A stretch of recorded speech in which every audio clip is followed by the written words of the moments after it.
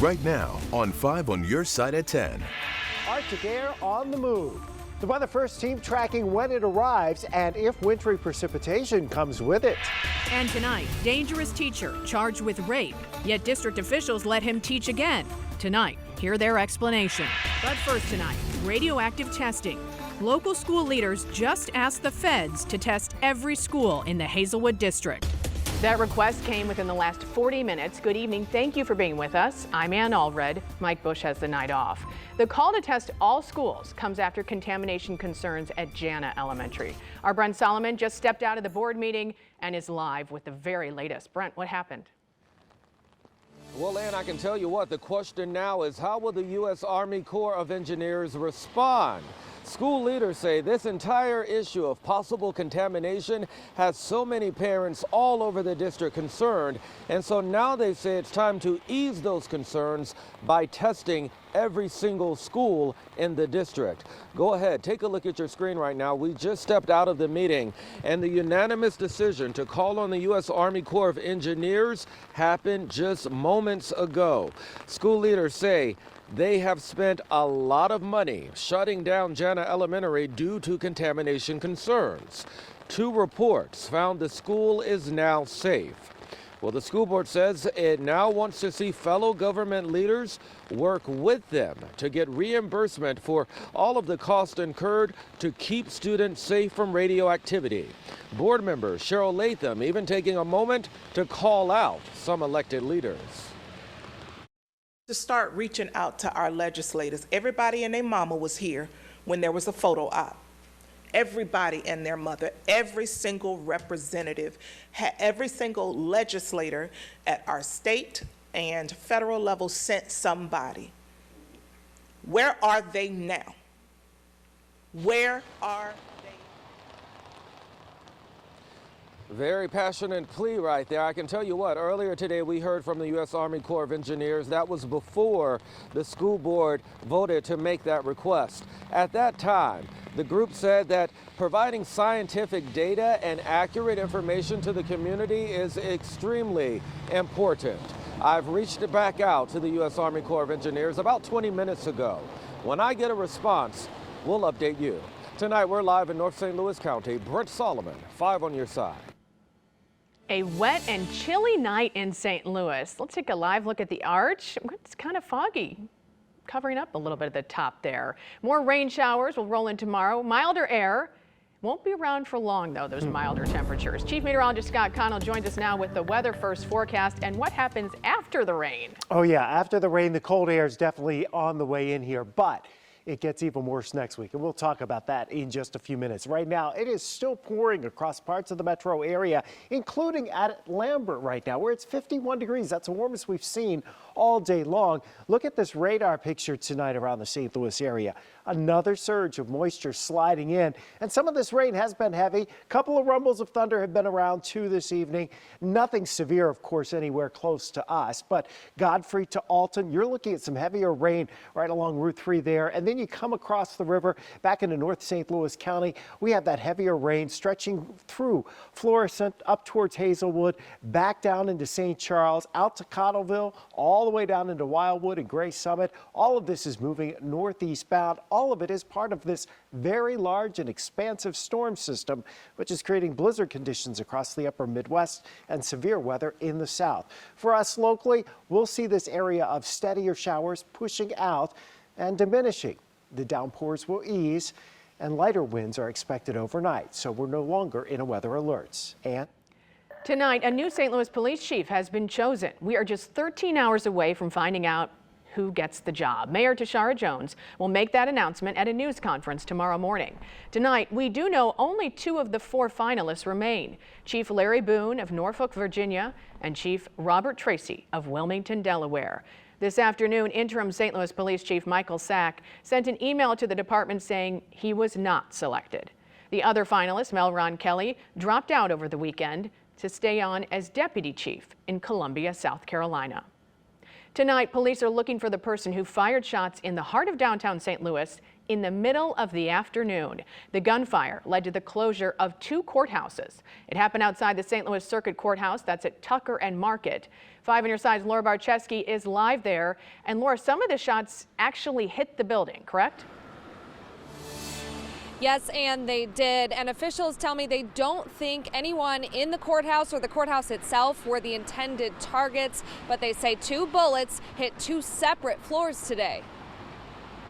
That's kind of scary, but it's becoming all too much common these days. St. Louis Sheriff Vernon Betts says shots were fired Tuesday afternoon around 2 o'clock near Fireman's Memorial Park, right across from the civil courthouse. But we had a couple of bullets that hit the courthouse on the 8th floor and on the 6th floor. Nobody hurt. Thank God nobody got hurt. Across the street at Carnahan Courthouse, Lamar Johnson's trial had just returned to session about 20 minutes before this happened. Go into an area, not out to the street, but into a big covered area that nobody can shoot into those windows. However, you know, there may be people out here who feel like they need to leave, so I thought I'd better let you know what I was just advised of. So I'll leave that to the people in the audience to make their decisions. Sheriff Betts says there have been issues in this park before.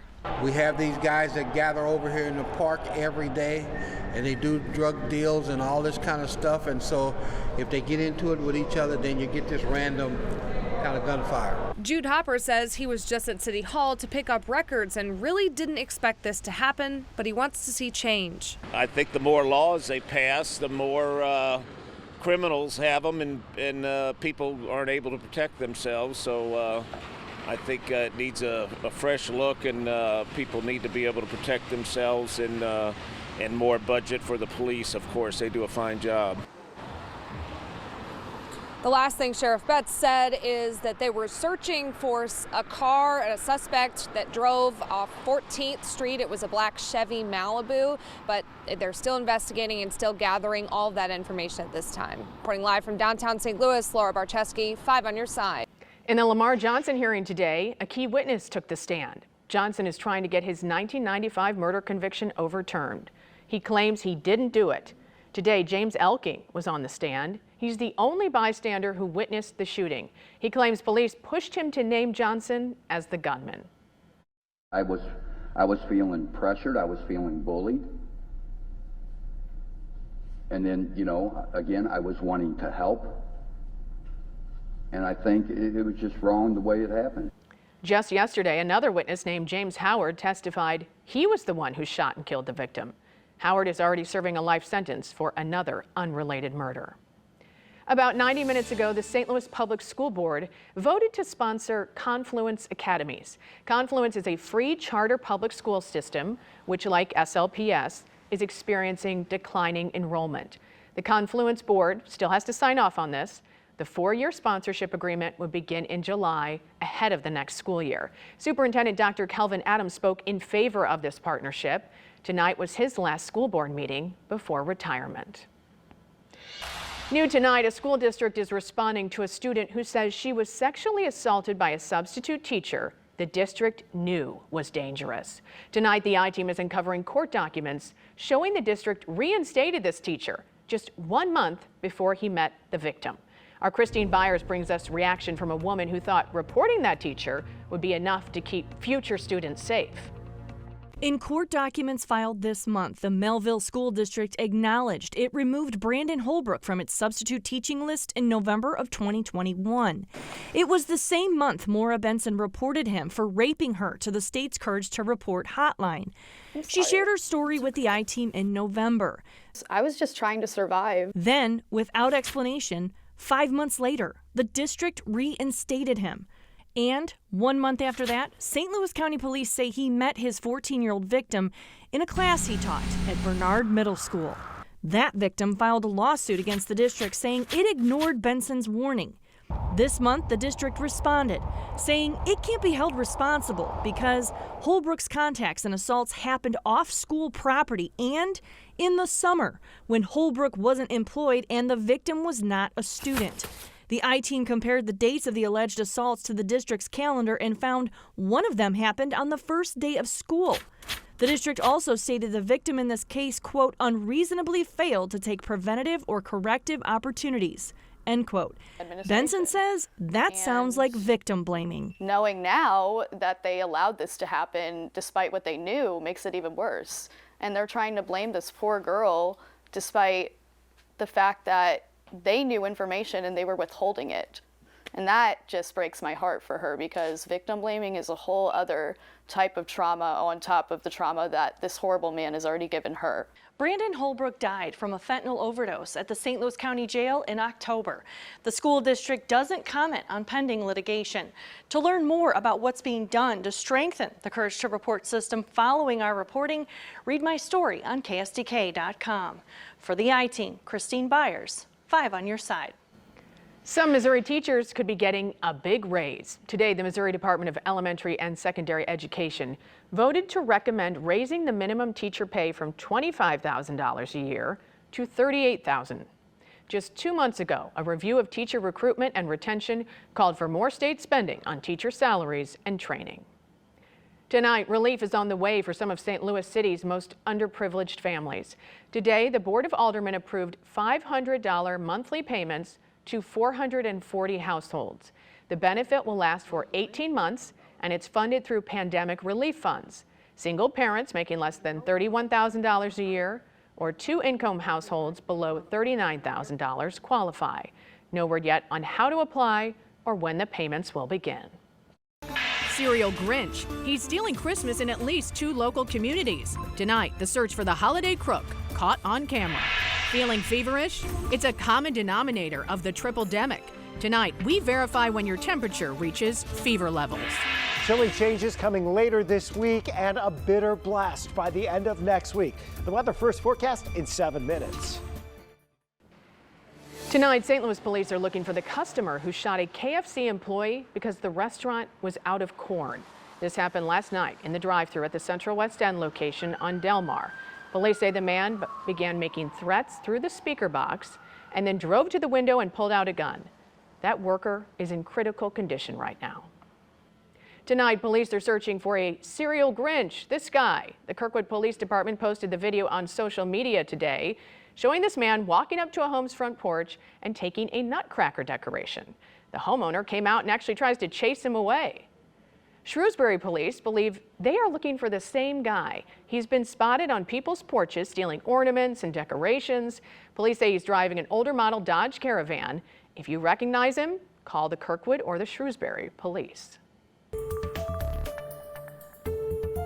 Tonight, the triple-demic threat is growing in the United States, with flu hospitalizations reaching a 10-year high.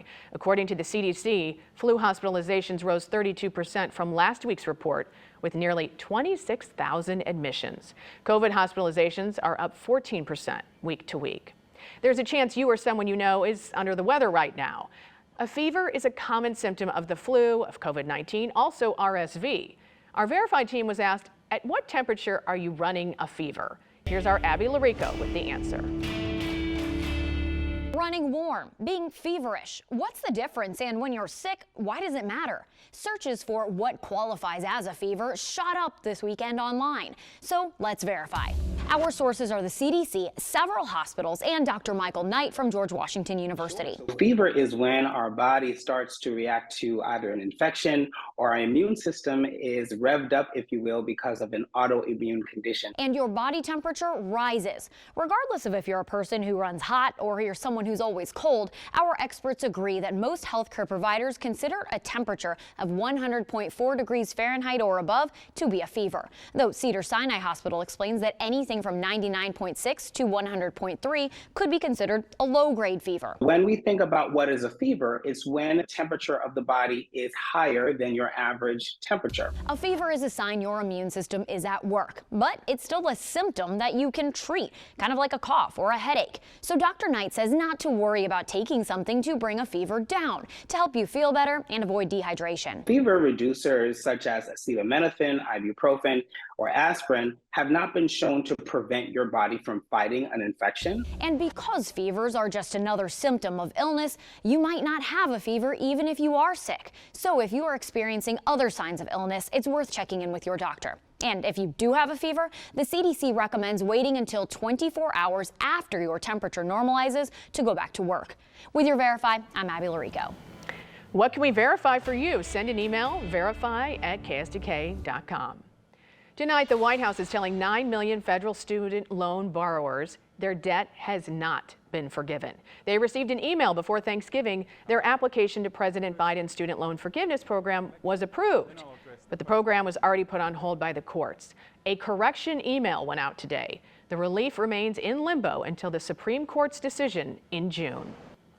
With Christmas less than 2 weeks away, time's running out to get those holiday packages in the mail.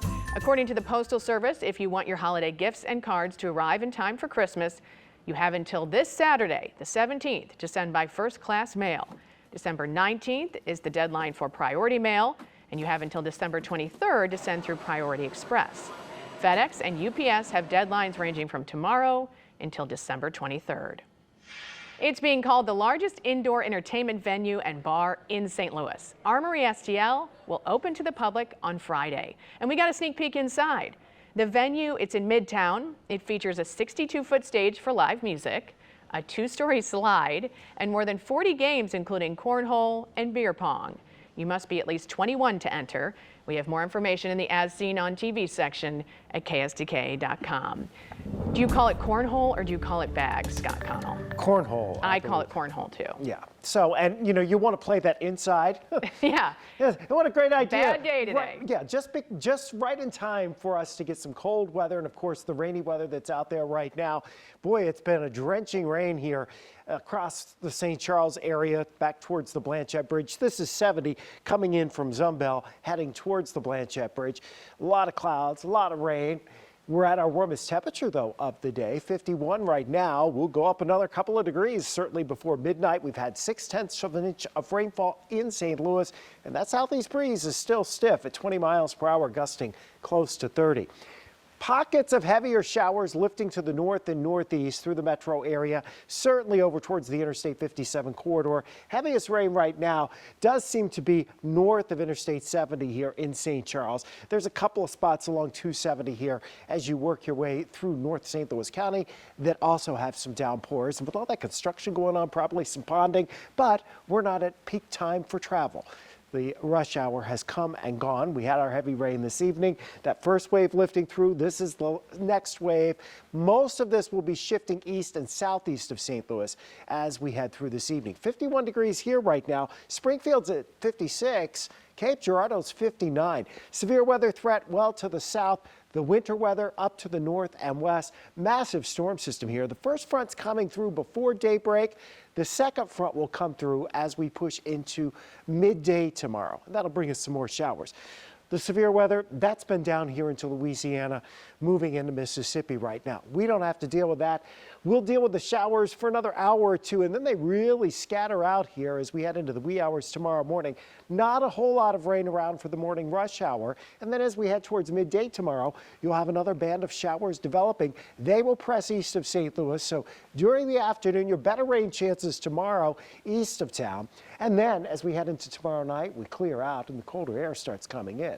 By Thursday morning, we're down close to freezing in St. Louis. Our temperatures aren't going to warm much. Clouds will build back in. The snow flurries should stay to our north, but most of the day on Thursday, we're in the 30s to around 40 degrees.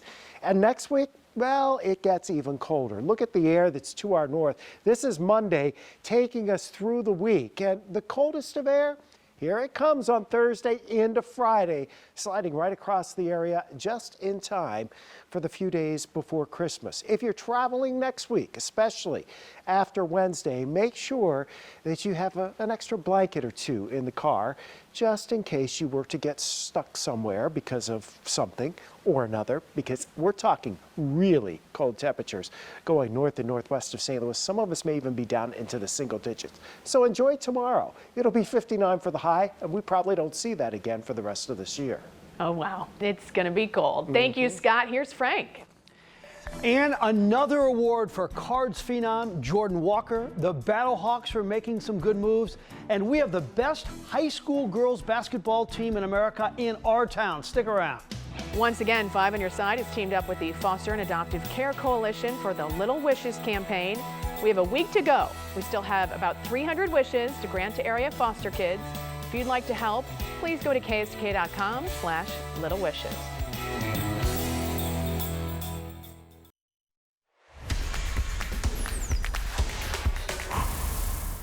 So the Battlehawks open up play in a few months. And you don't think they're popular? They have already sold a ton of tickets. The Dome will rock again, and they're making some smart moves. Today, they hired former NFL player Brandon Williams, who was an all-state wide receiver at Hazelwood East years ago. He's the new vice president of the Battlehawks, and he's pumped up. Being a guy that's from St. Louis, I understand St. Louis from a sports fan perspective, and that was very important for this role. And so I think right now is the right time, and I'm excited to be here. After suffering a heart attack on Sunday, Mike Leach passed away this morning. The Mississippi State coach went to 19 bowl games in 21 seasons. His air raid passing game was bold. Lincoln Riley at USC and Josh Heupel at Tennessee were two of his coaching apostles. He was a true character who will be missed. Mike Leach was 61. Jordan Walker has been named the Cardinals Minor League Co-Player of the Year. He shares the honor with Moises Gomez. Walker scored 100 runs in 119 games with a near 900 OPS. Gomez led the minors with 39 homers. Gordon Graceffo is the pitcher of the year. The first World Cup semifinal was today, Argentina and upstart Croatia. Argentina's Lionel Messi, still looking for that first championship, put his team on his back. He scores on the penalty kick to make it 1-0. Second half, he caps his spectacular run with the perfect pass to teammate Julian Alvarez for Alvarez's second goal of the day. Argentina is into Sunday's final 3-0. A couple of fine young high school basketball coaches squaring off. That's Chris Pitts from Whitfield. He was at Cardinal Ritter facing Ryan Johnson, who's done a lot of winning. Whitfield has a good-looking junior in Holden Suter. He had 27 points, but Ritter really runs the break well. After the miss, Oscar Patterson will get the tip, and Cardinal Ritter holds on for a 72-59 victory. So both those two schools would like to be the best in the state, but the team behind me, Incarnate Word Academy, has a chance to be the best in America in girls high school basketball.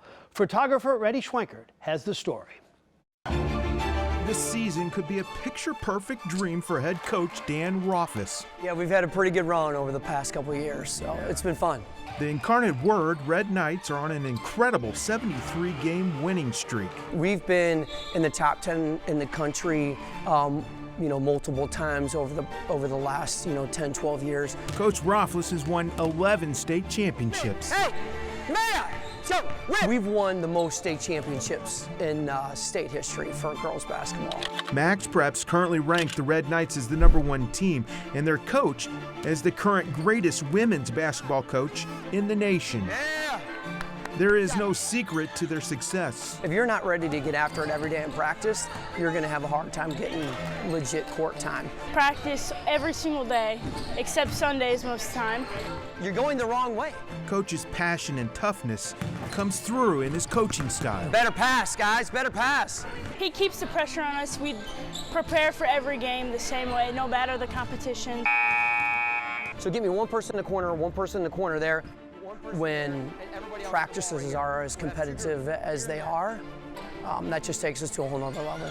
There's a payoff to the valuable lessons learned on the court. Not only do we have to work hard, we pride ourselves on getting our kids ready to play at the next level. Winning a traveling tournament this past weekend in Hawaii puts the girls at 5-0, a great start to their regular season. So by the time we hit the playoffs, we've taken just about what everybody's got to give us.